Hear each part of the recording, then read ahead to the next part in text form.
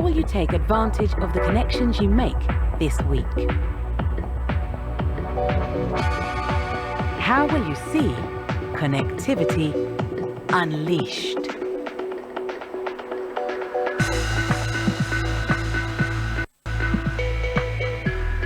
As the boundaries blur between online and real life, we continue to rely on digital innovation and connectivity to transform our world. From the metaverse and NFTs to connected devices and IoT, this year's MWC themes will spark bold new ideas to create a positive future. As an industry, we pave the way for transformation and find new ways to help other industries innovate. And now, together, we continue our exciting 5G journey, delivering on our industry's commitments to tackle the mobile internet usage gap and reducing our industry's carbon footprint, creating a better future for all.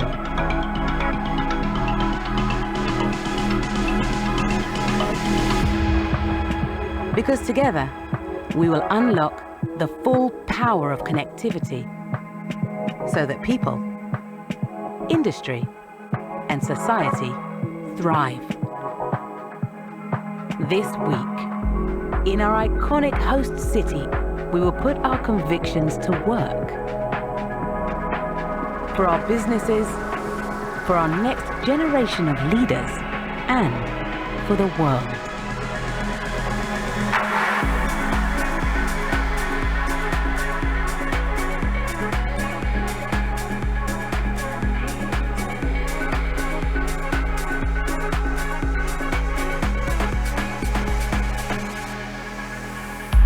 Are you ready? It's time.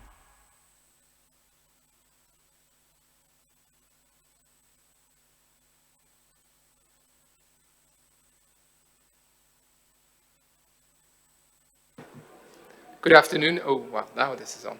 Good afternoon, everyone. Thank you very much for joining us. For those of you who are still at the back, if you don't mind taking a seat, we're ready to start. Thank you very much for allowing us a little delay as we were waiting for the keynote to finish. My name is Max Cuvellier. I lead our mobile for development work at GSMA, and I'm very happy to be opening this session today. I'd love to see you, but I'm a bit blinded by the lights, if I'm honest. It's the first session of our M4D theater, the first of many. We'll have 9 across the 3 days of the event. And you'll get to hear from the team, obviously, at GSMA, but also from a lot of our partners about the transformative power of mobile across a variety of topics that range from financial services to humanitarian assistance, but also climate action. And with a strong focus throughout all the events on inclusion and making sure that whatever we're doing with mobile technology benefits everyone. This session and this theater is actually only the tip of the iceberg. We also have a pod where you'll be able to meet 26 of the startups that we're supporting through our innovation funds. We have a lot of closed door sessions as well. Some of our speakers, some of our startups will be talking on the Better Future stage. So there's a lot of M4D everywhere, not just in this room. But with this session, we're starting with a very important and a very urgent topic. How do we use digital technology to help build climate resilience? The task ahead of us is absolutely daunting, but we have no other choice today than to act. Climate change is the most pressing challenge facing humanity today, and we have less than a decade if we want to keep global warming under 1.5 degrees compared to pre-industrial times. And I think it's particularly important to be having this conversation today here in Africa. Why? Because Africa, like most low and middle income countries, hasn't contributed nearly as much to the problem as other parts of the world. But also because the continent is feeling disproportionate share of negative impact due to climate change. In short, the lives of Africans today are seriously impacted in their safety, in their food security, but also in their livelihoods. And finally, also because most nations and most communities in Africa today are still among the least prepared to face climate shocks. So for over a decade now, at GSMA and with Mobile for Development in particular, with support from our donor, like the UK Foreign, Commonwealth and Development Office, Swedish SIDA, BMZ in Germany, or USAID, for instance, we've been supporting initiatives that are using technology to address climate change across mitigation, adaptation, and resilience.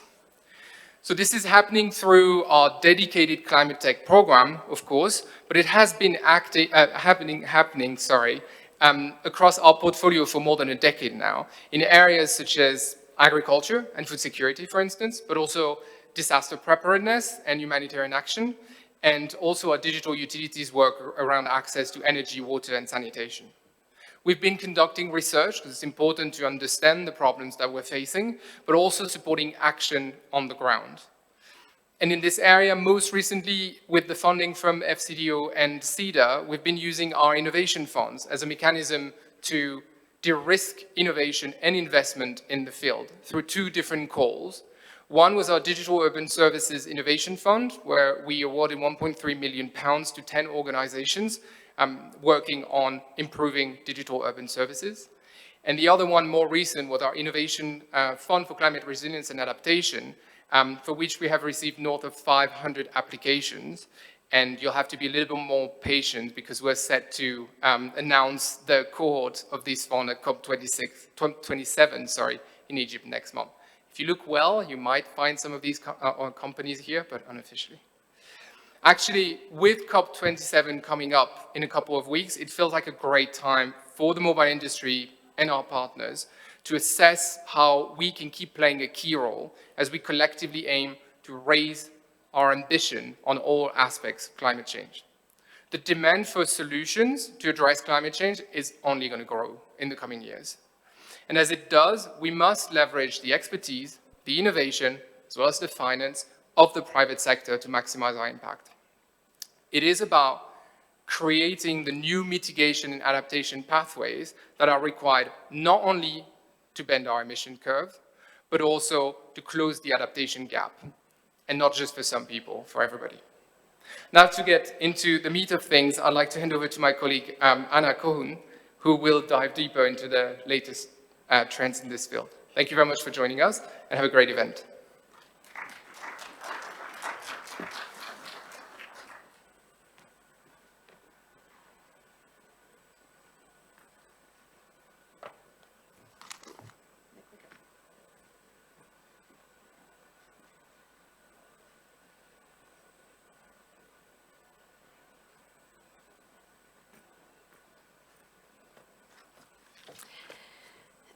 As Max mentioned, we're increasingly witnessing the impacts of the global climate crisis.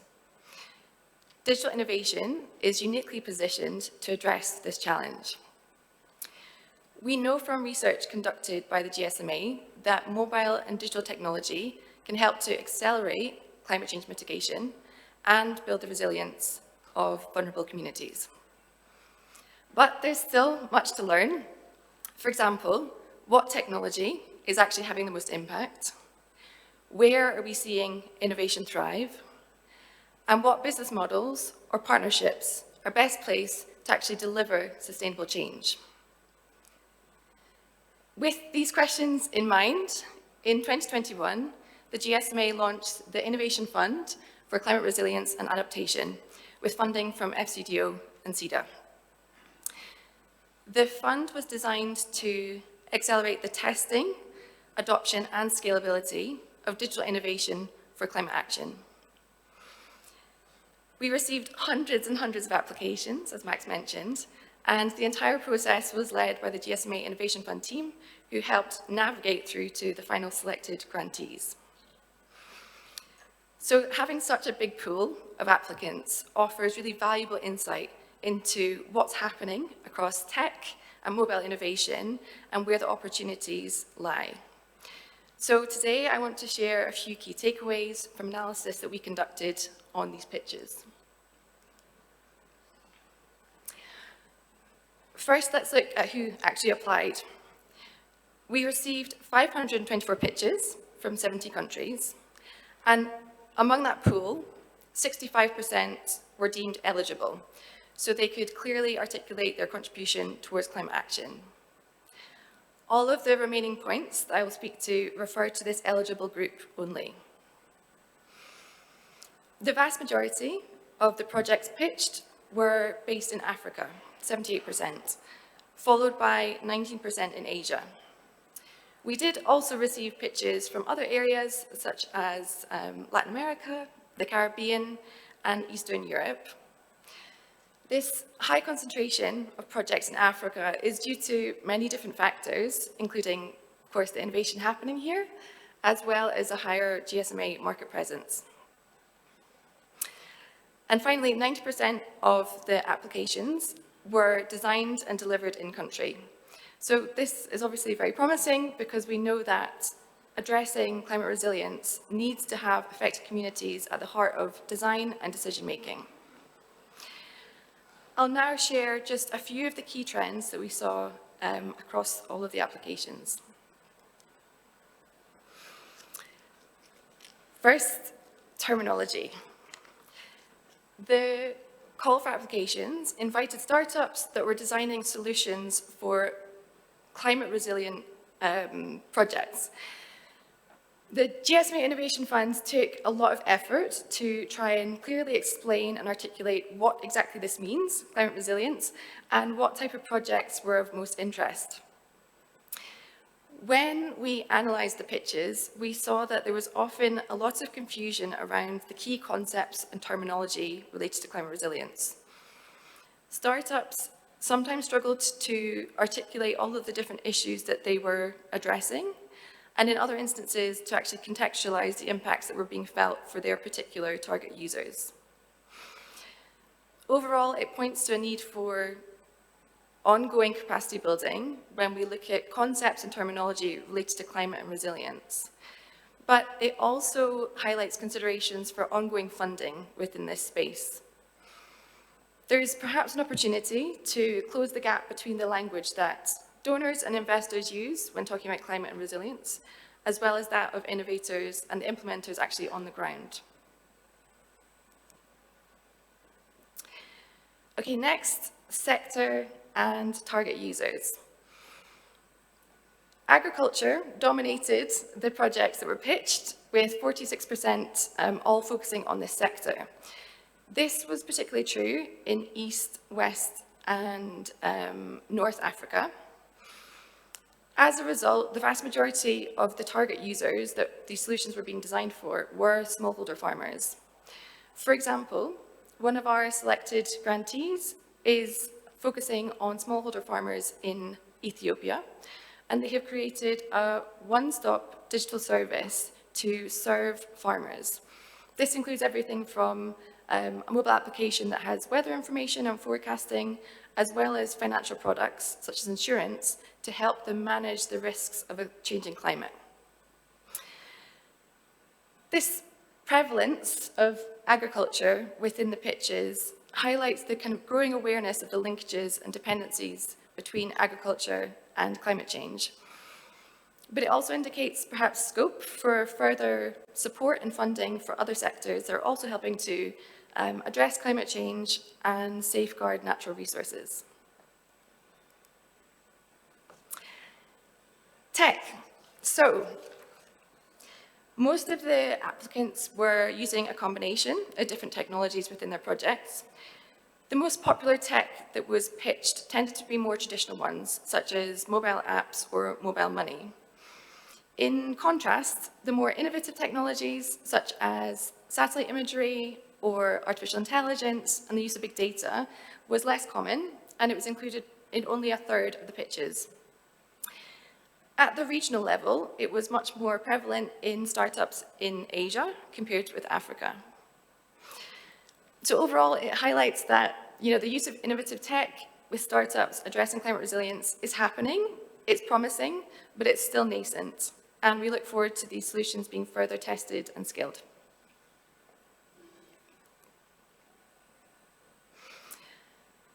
We know that women and girls are disproportionately affected by the impacts of a changing climate. And so it's crucial that any of the solutions that are actually delivered for them have all of their specific needs and experiences in mind. We conducted gender analysis, looking at both the target users as well as the organizations actually delivering the projects. A minority of the startups had women within leadership roles, but we were very encouraged to see that 42% of all of the target users for the projects were women. An example of this is a startup in Kenya who were designing a mobile application specifically for fish traders to try and offset some of the barriers that women face in accessing the marketplace and have a more equal and inclusive aquaculture value chain. And finally, resilience. When we looked at all of the startups, almost all of them were addressing resilience at an individual or household level. Only a small number were looking to engage government. And those that were highlighted some of the challenges in actually having a profitable business model within this direction and this approach. We know that the involvement of many different stakeholders, including local and national authorities, are really critical to building climate resilience and mitigation at scale. And if we want to accelerate action, it's so important to bring together key actors. And as Max highlighted, there's an urgent need for strong partnerships from both the private and public sector in support of startups. Going forward, we hope to offer more evidence about the business models that are particularly impactful and valuable to encourage further progress in this space. So this offers just a snapshot of some of the really exciting innovation and progress we're seeing in the use of digital technology to address climate resilience. The Innovation Fund offers a unique opportunity to work with startups to actually generate and test these insights. It will help to provide a body of evidence on the role of technology in how we can actually build climate resilience and adaptation using all of these different exciting technologies. We'll hear more from all of the remaining speakers on how this works in practice. And for now, I'd like to invite to the stage Akanksha Sharma, Senior Director from GSMA, Phil Outram from the FCDO, and Golala Ruhani from SIDA. Thank you.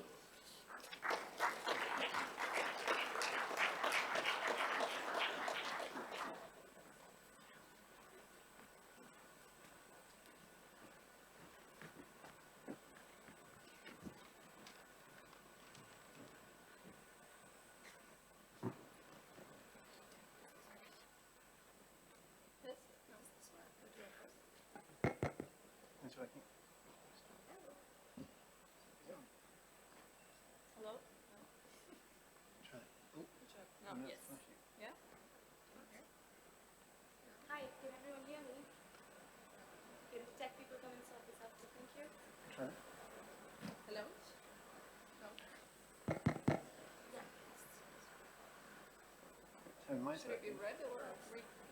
What about you? Yours is red. Mine's red. Sorry. No? It shows green, so hopefully it should be red. Oh, one at a time. On at a time. Okay. There it goes. Thanks. Sorry, I'm not very familiar with these, but thank you everyone for bearing with us, firstly, in terms of the delay that we had. And welcome Golala and Phil. So just to say, Golala is the development policy lead with the Swedish International Development Cooperation Agency, and Phil is the Tech and Innovation Advisor at the Foreign Commonwealth and Development Office. So welcome to the fireside chat. This room is fiery, so it feels like a fireside chat. The objective of this chat today is just to understand donor priorities when it comes to investment into digital innovations in climate resilience and adaptation. It is a bit noisy at the back. I hope you guys don't hear it. But maybe we get started with you, Phil. So FCDO has supported multiple business models, digital innovations looking at low carbon and climate resilient economies, be it pay goes solar, facilitating or digitizing agri-value chains, disaster response using mobile and technologies. So a ton of them. In your perspective, what is the role of donors when it comes to investing in these early stage, startups or accelerating digital innovation in low and middle income countries?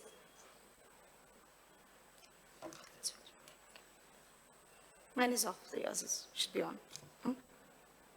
Okay, great. Thanks, Akanksha. I guess just a sort of a quick introduction. When I was at Golala last week with FCDO written on the badge, I got a lot of blank looks.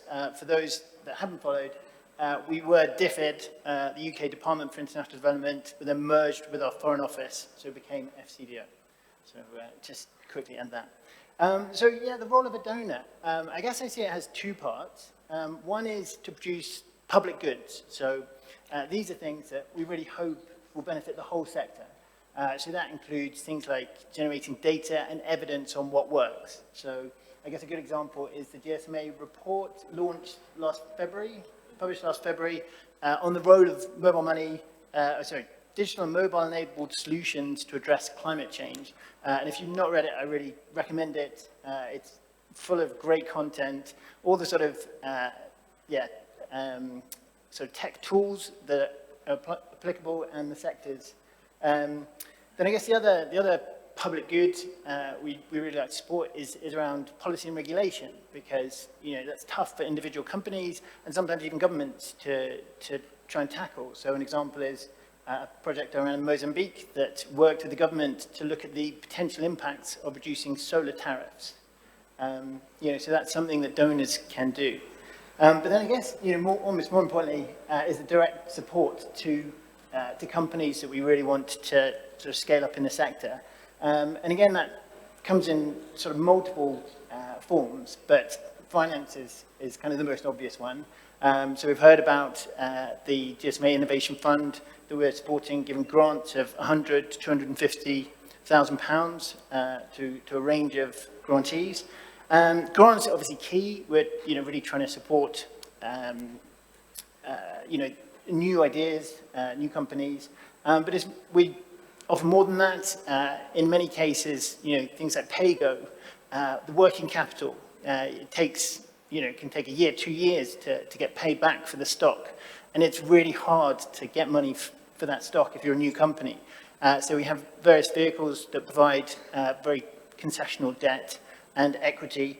So for example, as well as the GSMA Fund, we also fund a climate resilience fund through the Global Innovation Fund. And that has a rolling window. So if you missed out on the GSMA Fund, then do look at the GIF Fund. And then I guess just lastly, technical assistance. So in the form of mentoring, GSMA have a really important role, mentoring companies that they're giving money to, networking and partnering. So, that's technical, partnering with technical partners, but also investors. So I think, through our work with GSMA, we've impacted 27 million people, but leveraged £627 million for businesses that we've supported. So I think that leveraging, that introducing to investors, that backing these companies is really important. Perfect. Oh, sorry. Thanks. Okay. Yeah, it's working now. Oh, good. Perfect. Okay, Golala, on to you. So I know about the Team Europe initiative and the twin transition that EU member states are looking at.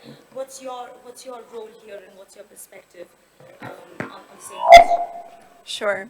Thank you so much, and hi everyone. Maybe yeah. Okay. We can't hear me now. Okay. I'm clearly not a tech expert. So thank you so much, and I think that's. Well, I go back to what everyone's been saying so far, even during the keynote session, on the essential value of partnership. I know that it's a word that we throw around here and there, but I think now with the urgency of climate, and we really want to do as much as we can in terms of going together with like-minded partners. And what we've done now, so next year, Sweden will hold the EU presidency. And with that, we want to really show through this platform to lead on combining digital transformation with climate transformation. So what we've done with the German government, as well as 9 other member states and the European Commission, we're looking at and using the insights from the GSMA Mobile for Development, and especially the Climate Adaptation and Resilience Innovation Fund, to see and learn and really design components and programs within this big Team Europe initiative, as we call it, to try to really address the issues from all the way from lack of financing to capacity building for government institutions, as well as really addressing the needs of the ones who are most vulnerable, which is our main focus as SIDA.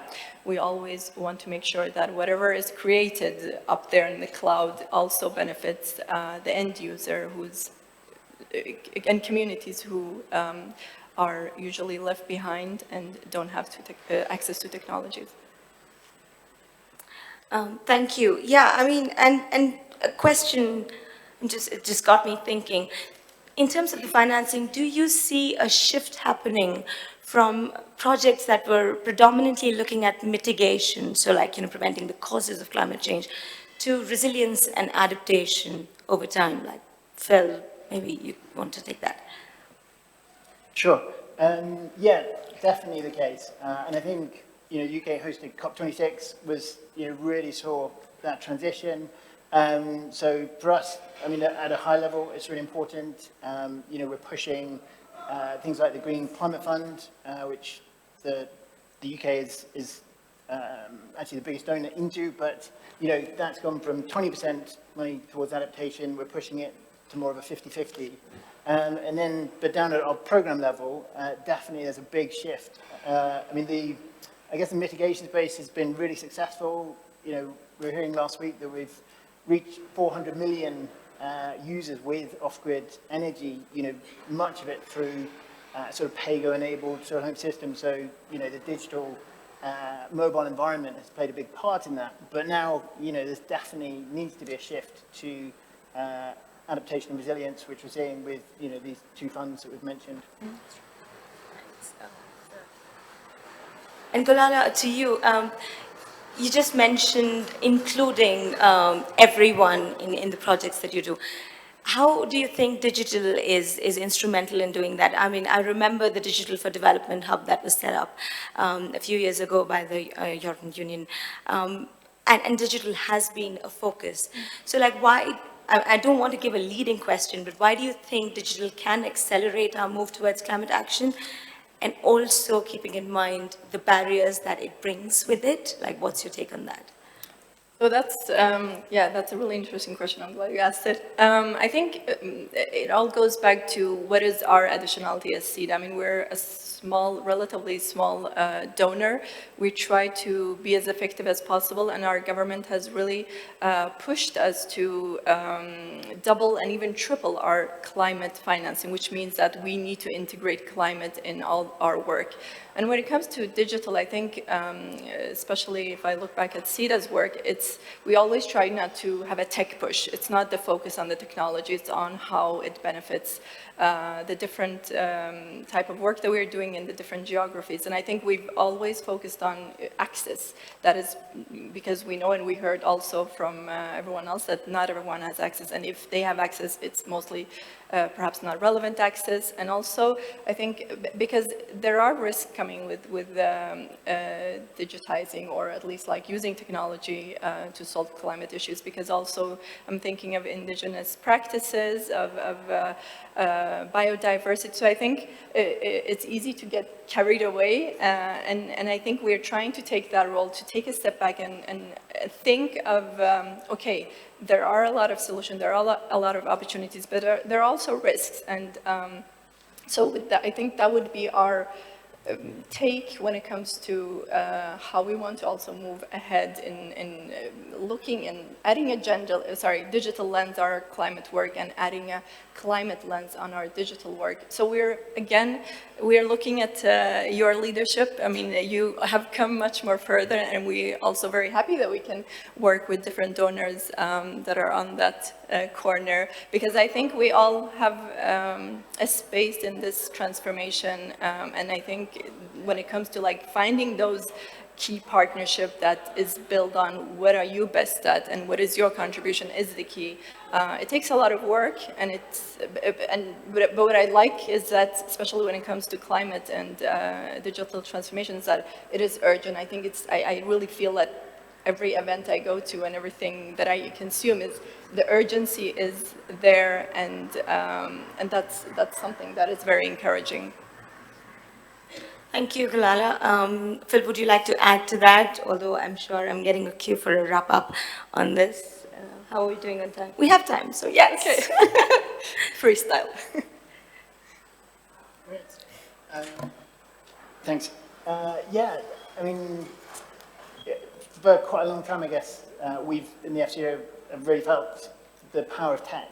And it's, yeah, I mean, I'm very excited about it. But what's really nice is we're starting to see it play out in other programs. So, for example, in the humanitarian sector, just the way that, you know, tech introduces speed, scale, efficiency. So prior to this role, I was climate advisor in the Sahel. It's a really tough place to work. It's big, it's not wealthy, it's very fragile. And actually doing any climate work there is incredibly difficult. And one of the projects that we worked with World Bank, SIDA and others was an adaptive social protection program. And you know, that just wouldn't have been possible without sort of digital mobile. And that involved, you know, having sort of best data for doing early warning of shocks and stresses, climate shocks and stresses. And then as they were forecast, you were able to, you know, through having extensive kind of reach of digital IDs and mobile wallets into these really hard to reach areas, you could, you know, fire out cash transfers, which enable people to sort of build resilience to the shocks that you knew were coming, like a drought or a flood. Well, thank you very much for that, and thank you very much, both of you. In our next section, we'll hear from the startups and from the investors as to how these solutions are actually being implemented in practice. I'd like to welcome Mr. Toffene Kama, who is an investment principal with Mercy Corp Ventures. Toffene is an operator turned VC. He formerly led the mobile money team at Millicom. So Toffene, please make your way to the stage, and the stage is all yours. Thank you very much.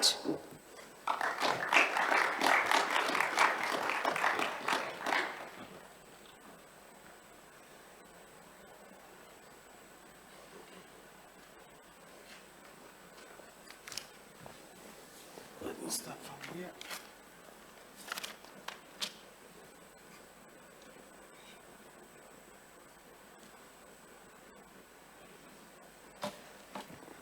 Hope it's working. Okay. So hi everyone. We will be basically looking at what we investors and startup are seeing in the market today when it comes to climate resilience. There is a saying that the first wealth is health. So you can't really build an economy, you can't build anything for individual and for the planet without the planet itself being healthy.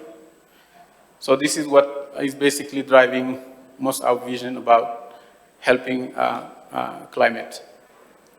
So basically, climate resilience has two elements that are very specific to emerging markets, especially here in Africa.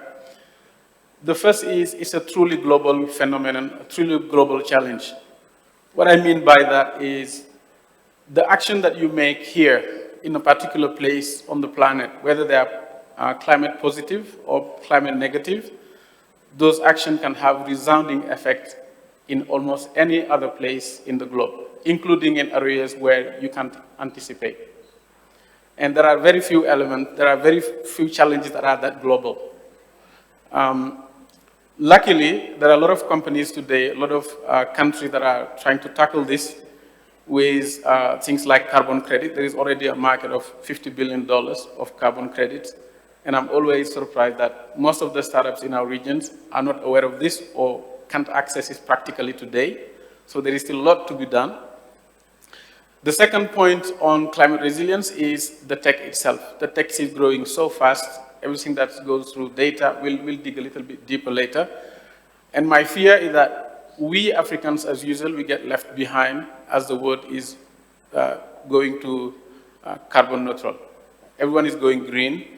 And as usual, there is a fear that solutions are going to come from outside, always not adapted, and we remain as typical consumers. We would like to see more and more startups. As an investor, we would like to see more and more startups founded locally to address the challenges that people face.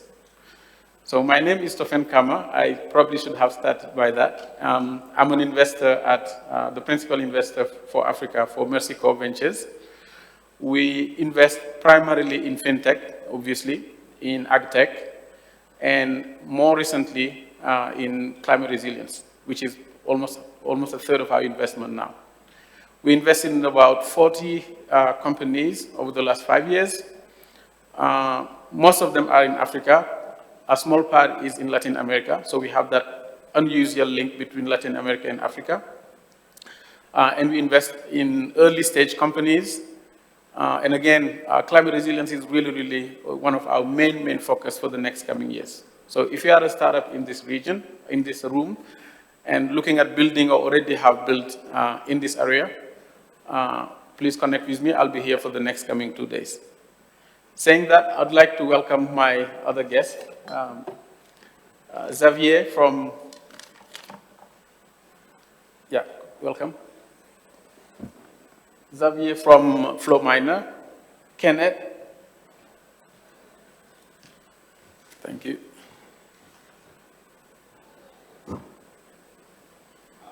From TomorrowNow, and Michael from Airtel, which is an MNO.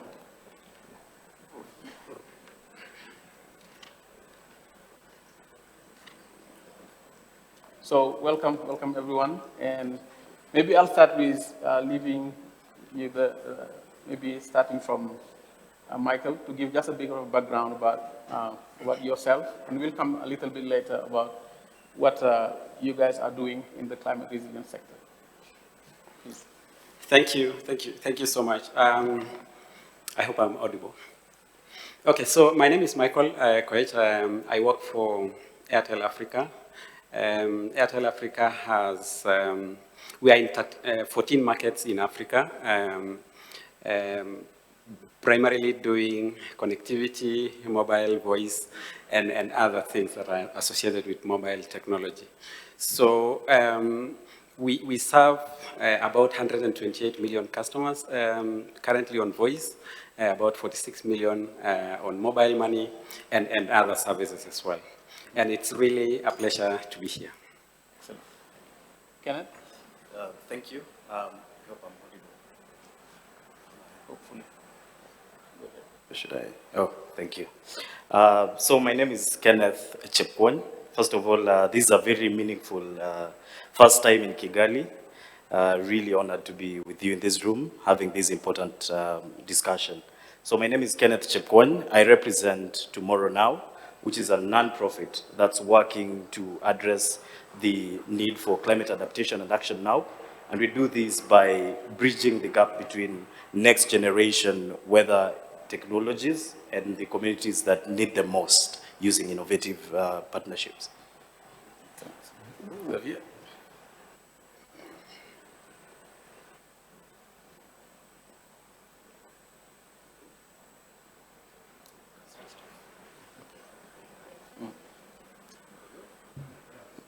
That work? Yeah, it's fine. It's fine. Hello, I'm Xavier Vollenweider, Director of Mobile Data Partnerships at the Flowminder Foundation, a non-profit. We specialize in supporting mobile network operators in using their data to create mobility analytics to tackle humanitarian crises and development challenges. Super happy to be here. Thank you. Okay, thank you all. Maybe we'll start with a more generic point about what solution we are seeing in the market today. So when it comes to climate resilience, I know there was a call for application from the GSMA a few months ago. Starting from maybe myself, Mercy Corp, what we are seeing is a variety of solutions trying to leverage almost everything new, data, artificial intelligence, even Web3 to tackle climate resilience. We see this in the way fintech is being utilized. We see this in the way agtech is evolving. And we see this in all sort of incentive mechanism like insetting, offsetting of carbon impact tokens. So it's a variety of solutions that are allowing basically more and more companies, more and more brands, more and more farmers to adopt things like regenerative agriculture, regenerative production, things like equitable supply chains. So I'll come back to specific point that every one of these three companies is tackling. But there are a variety of solutions from data, supply chain, carbon credit that are really, really available today. And again, as I said earlier, sometimes most of our companies we are meeting here are not aware or don't know how to get there, how to access them. Or sometimes some of those solutions are not available to them because there is some kind of cost, things like, for example, verification for carbon credit.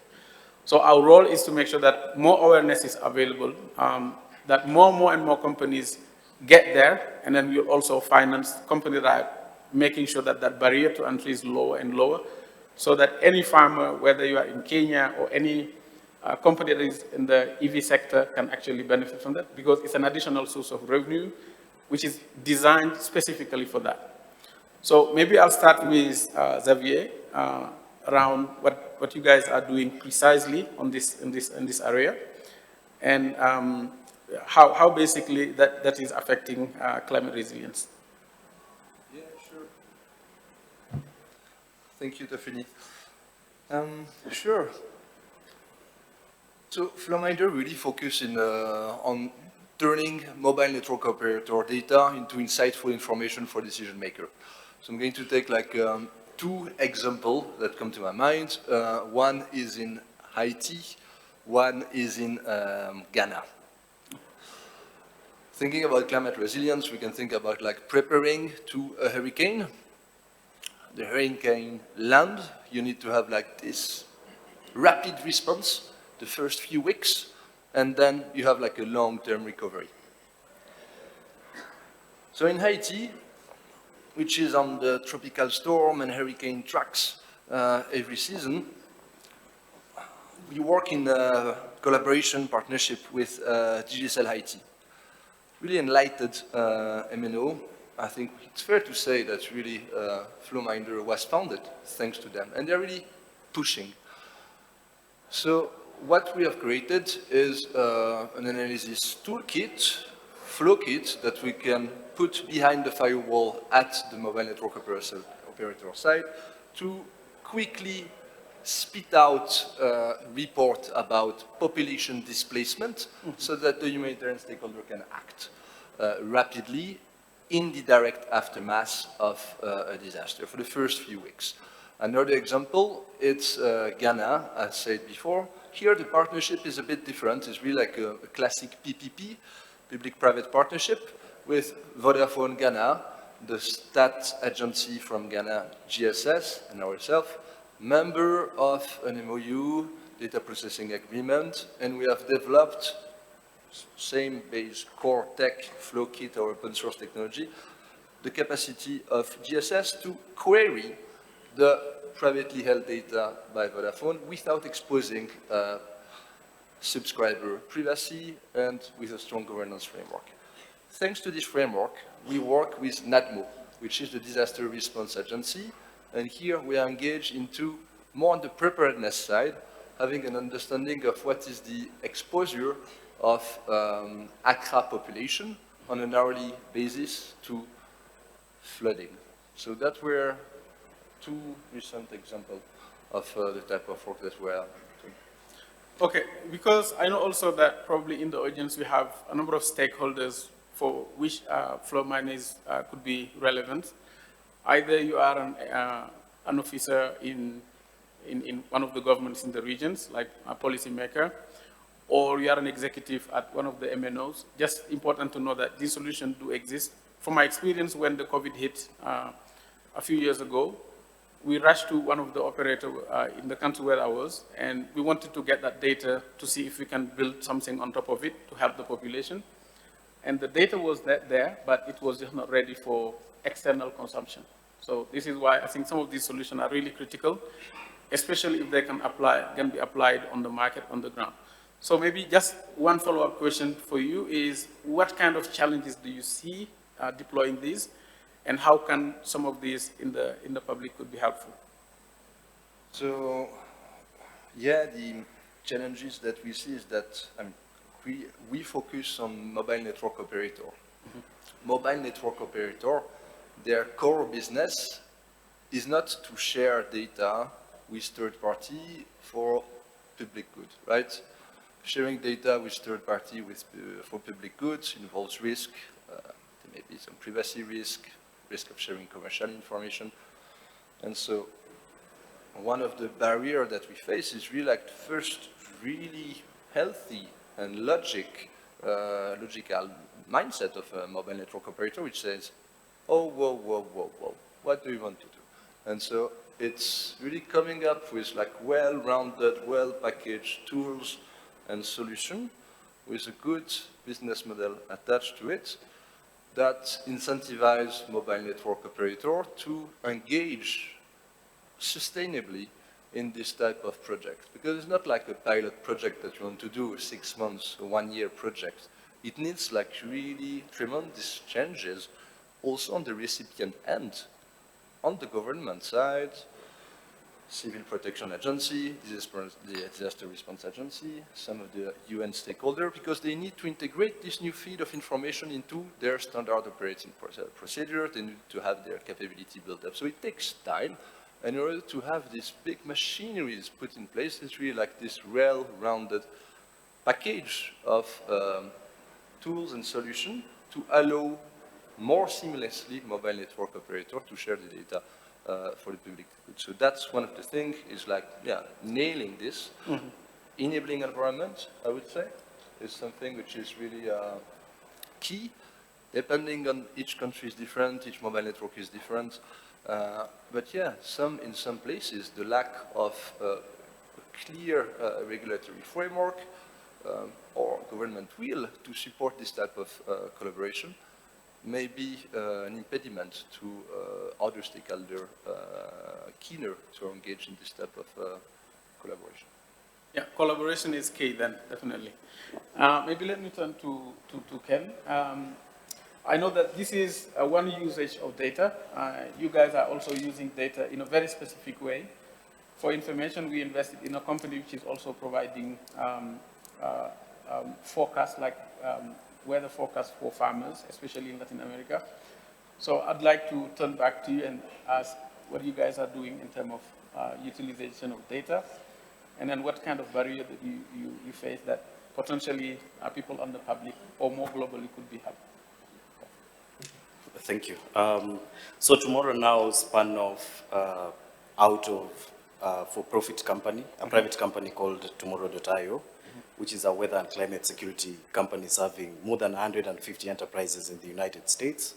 And the purpose of actually starting the non-profit was to see how are we going to leverage the data that's being generated every day by Tomorrow.io, seeing how it actually gets to users that need them most, but are yet least equipped in Africa.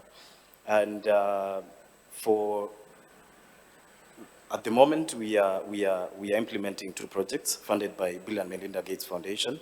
One is called Project Osiris. So it's looking at providing weather data to seed breeders, SIGA networks, CGIR networks, 1 Acre Fund, and so on and so forth. And so what we've done is we started out by understanding what these communities need specifically as far as weather data is concerned. So for the seed breeders, we understood that they need historical data, historical climate data basically, so that they can be able to make decisions on designating specific crop varieties to different agroecological zones. Now for the other project, it's more farmer-facing project, Horus, which is looking at providing farmers with, sending messages to farmers via mobile phone. So these messages are loaded with weather insights, as well as agronomic advice on what to plant, when to plant, and so on. So the way that this data is accessed is different for different communities. So currently we are building an API for that the seed breeding community can actually access the high resolution data that we are generating. Just to also mention is that our tech partner, our founding partner, is currently working on a space program. So we'll be sending out satellites to space early next year. So these will be 30 small satellites, the size of a small fridge, which will be specific for weather, high resolution, and with a faster revisit rate. What we understand is that the data that is being consumed at the moment is from these billion-dollar NASA satellites that take, I think, 2 days for you to actually get data from them, but this one will be more improved. So for the seed breeders, they're going to access the data through the APIs that we are building. That's how digital innovation comes in. So for the farmers, we are providing these data, which is later digested by our partners, which are currently we are working with Kenya Agricultural and Livestock Research Organization. We've already sent out messages to 1 million farmers so far. Just to speak on the challenge, since you raised that, I'd like to point out the gender gap that we've seen in mobile access. So when we started out in around the year 2019, 2020, we started by a project that was looking at providing farmers with information about locusts, because if we can remember, at the time when COVID was coming around, we also had the issue of the East African desert locust plague. So what we learned was that most of the farmers actually did not understand what locusts are, how they can actually, inform the relevant authorities and adapt to invasions. So what we did was first try to educate them about locusts, and we were doing this through video content. Now, one challenge that we face is that most of these farmers do not have smartphones, yet we were intending to send them videos. So we were forced to work with lead farmers so that they can be able to get the information.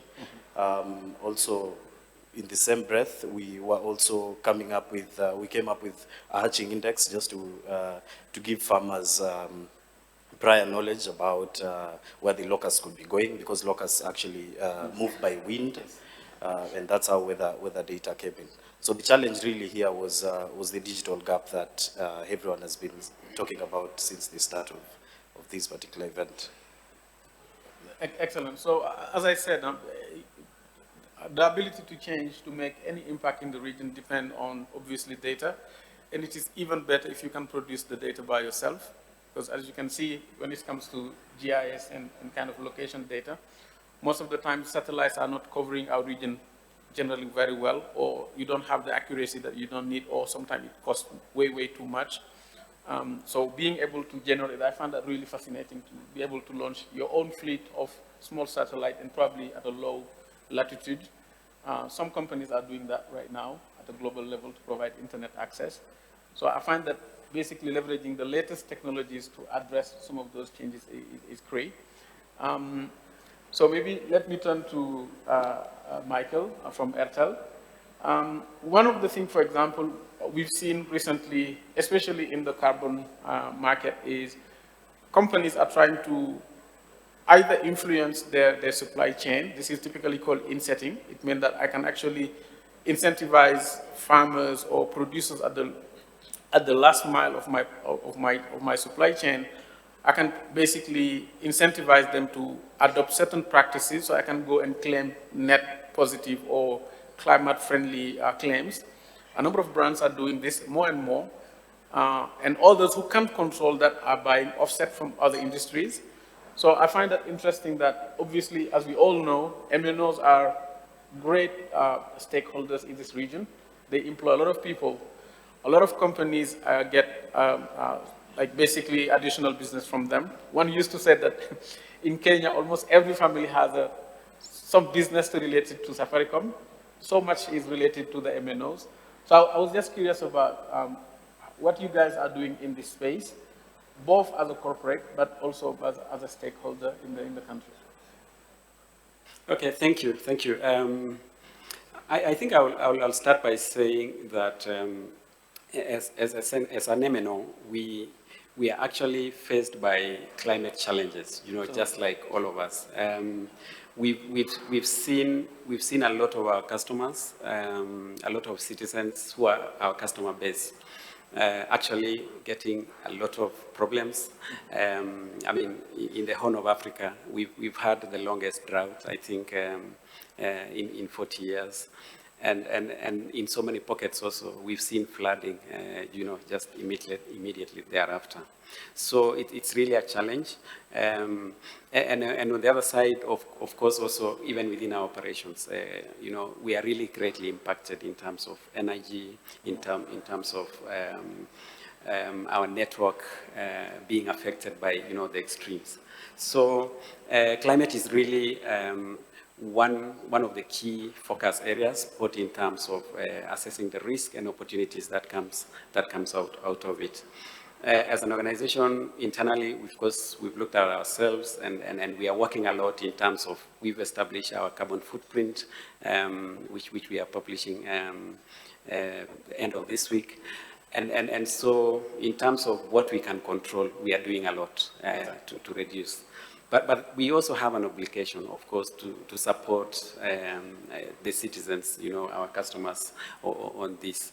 And one of the key things is our supply chain, because from our assessment, of course, the carbon emissions from our supply chain is really huge, and that's why if we are to get into the target of net zero, we really need to work on our supply chain as well in areas where we can control.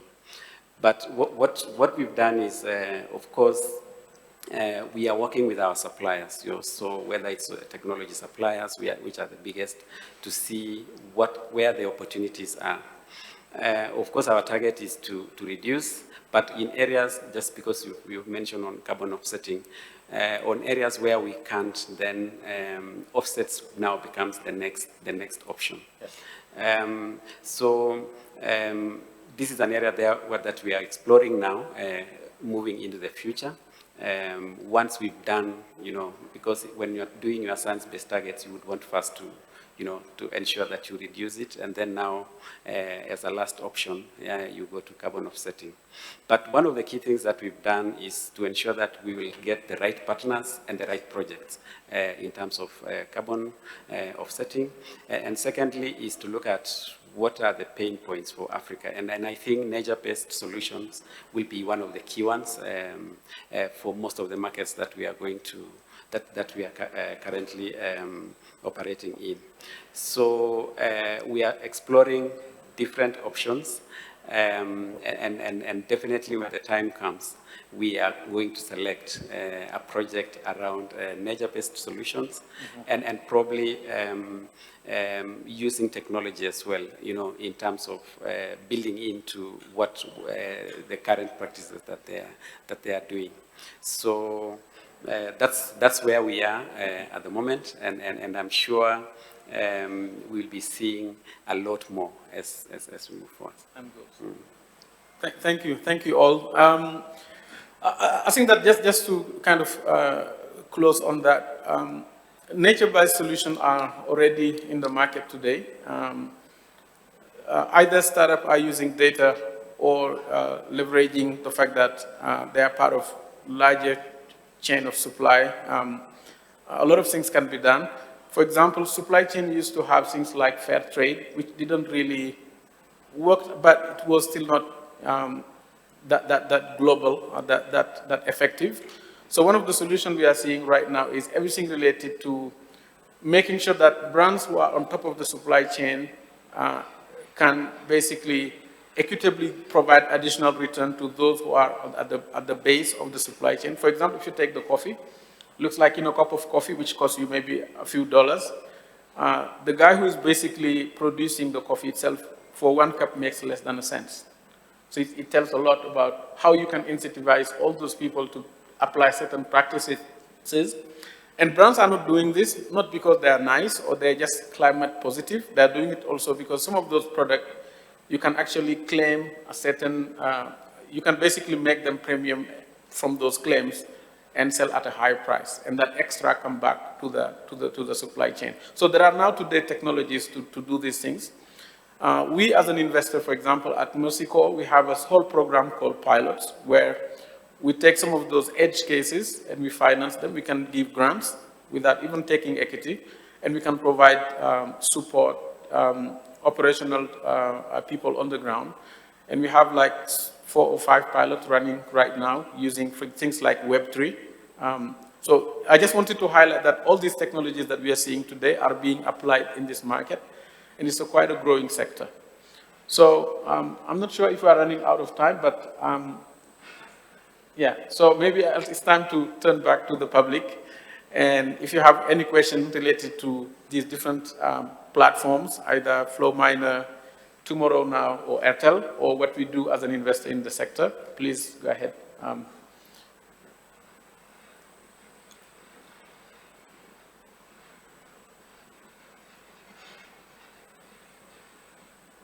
Questions? Yeah, please.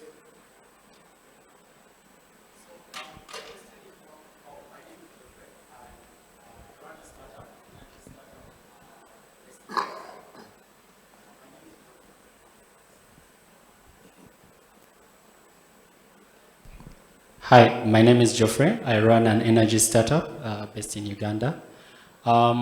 My question is more around, most of the climate solutions are hardware-based, and most of them are at their infancy. So you find that the cost to the end user is usually, because of the scale challenge, higher than the existing alternatives, right? How does, the investment approach from, for example,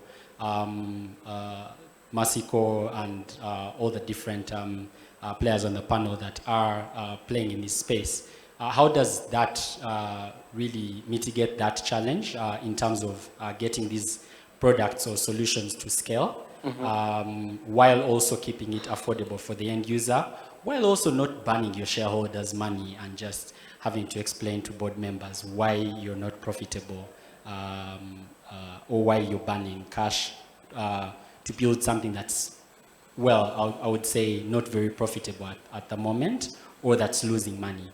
So how does that balance, come in when you're financing climate tech solutions that really most of the upside is really on community good, which is not very directly measurable by most financially motivated companies or organizations?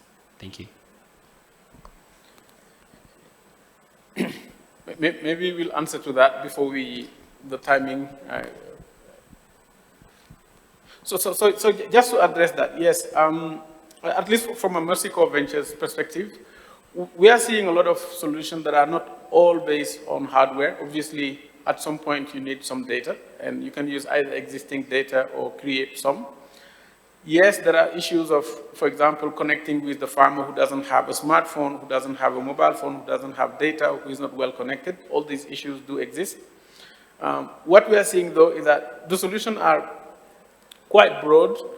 First of all, most farmers are somehow related or connected into communities, so you can basically gather them into around a community leader who has access to some of the information, or at a cooperative level. There are actually technologies that are gathering farmers or producers in the form of DAOs, for example, for the Web3, for people who are more familiar with Web3. And then you can build a lot of things around that because you can eliminate part of the issue of centralization. When you give access to a single individual and who has to gather others, you can have some side effects. So there are ways technology today can remove those side effects. Regarding the fact that, yes, some of the solutions are not like directly financially viable, carbon credit is quite something not so recent, but maybe the popularity is growing. So as I think that we are expecting to see all the type of impact token. Doesn't need to be carbon. It could be, for example, on things on biodiversity or things related to ethics. So I think that if you are building something that is really, really valuable, that people need, investors are here to listen to that. And it's not always about like making immediate profit. I mean, a lot of companies are being, and that's why we are here. We can fund companies that are obviously profitable immediately with the path of being profitable in the next coming 2, 3, 4, 5 years. Facebook has been running for 7 years without making a single dollar, funded exclusively by VC funding. So it's not unfamiliar or strange for us to have that. Maybe I'll leave the next question for the rest of the team. Yeah. Thank you so much. My name is Dixon Marira. I run an ICT firm. A GSMA grantee, we build digital solutions for utilities. And through the support of GSMA and other partners, we've been able to scale to a couple of countries in Africa, supporting water utilities specifically to bridge the digital divide. My question is to Michael Koech. Would like to, it's impressive, you're in 14 markets, and we're getting into the IoT space. You notice most of our innovations have been around mobile apps and so on, and we want to move to the IoT space and would want to, my question is to get to know the strategy of Airtel to roll out an IoT network that we can build solutions around. Utilities are waiting. We want to get into the smart meter space. We have smart meters, but we need an IoT network that can support that. Thank you. Yeah, thank you. Thank you so much. What I would say is the IoT space, I think, is the next frontier for us. We've built 3G, 4G network in most of our markets now and covering a huge population. So that is the next, that's now the next frontier in terms of what to do. We've been talking to different partners and learning, getting a lot of insights, including from GSMA, talking to us about smart metering, whether it's on water, electricity, and others.